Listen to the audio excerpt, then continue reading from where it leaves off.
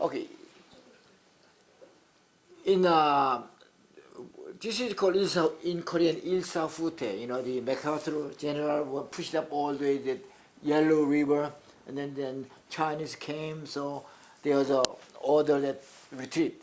So when they retreated, they passing through the Pyongyang. We all heard about, so we all packed them up, went to Daedong River. It's not far from my home. Daedong River, December 4th, 1950. Daedong River was frozen, like in Potomac River today, not that much, but there's a light ice was flowing down. We went back and forth to cross the river because the bridge going south was bombed. No way you can go. So once I said, wow, we go south, then we all go south. Wow, if there's a place to go north, we go north. I left home in the morning like 9 o'clock in the morning. We stayed in northern portions of Daedong River until about 4 or 5 in the evening. It was getting dark. Then one group said, oh, there's up in the Nungnado, in the north, there's a place you can walk through. It's not too deep.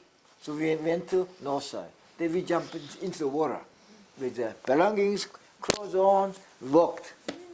Then this icy water was hitting my legs, above my clothes, the pants. But when we crossed, it took about 30 minutes. I see my bloody legs, bloody. Then American GIs was giving us rations. You know, they eat a can that they eat emergency.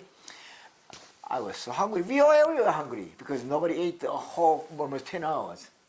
So when we crossed, they gave us a ration.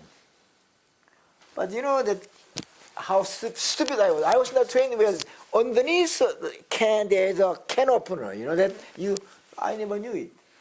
So I got here the food. It was tuna, I remember.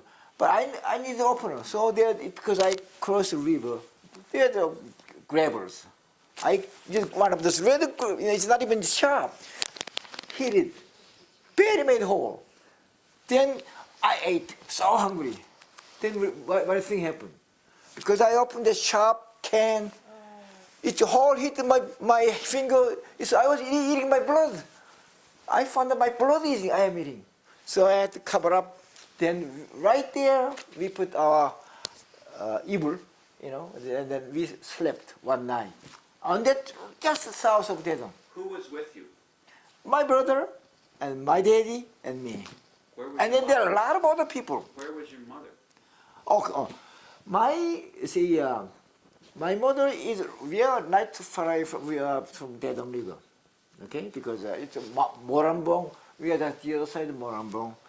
When we are about to leave, I think there are two reasons my mother did not come with us. First, unfortunately, my grandma from the rural, maybe about 40 miles from here, let's say, came to our house and asked, you stay with me, because I'm old, I cannot go. Why don't you stay? They're going to go about a week or months, then they're going to come back. That's one thing, the reason my mother decided not to join with us. Second one, as I told you, he had a younger brother who went north with communist. She wanted to see him or something. So that two reasons, I think that's my opinion, two reasons she waited, she didn't come. That split second decision made permanent decision. Since then I never saw my mother. When I went to the tomb, after I found out, when I visited 1989, the rural suburb, her tomb was top of the hill, really looking, that's, usually whenever you make a mudam tomb, usually you make in Korean custom where the sun can see. Sun goes like this, always a tomb facing sun. So way up top there. I didn't cry, but God said, based on his past, you're going to cry, he told me. You're going to cry when you see a mother's tomb. But I went up there, I didn't cry. But when I saw right behind the tomb, there's a owner of this tombstone. Who made the tomb, the tombstone? There was a strange people's name there, not my name or my brother's name. when I look at that, my goodness, you know, when you cry, I don't know where that got that much tears I got it. It's just pouring down. And this guy says, you cry all the way if you want. I cried maybe about an hour. Man, I never imagined I had that much tear in my eyes. But, wow, that was a, sad story. So that's enough?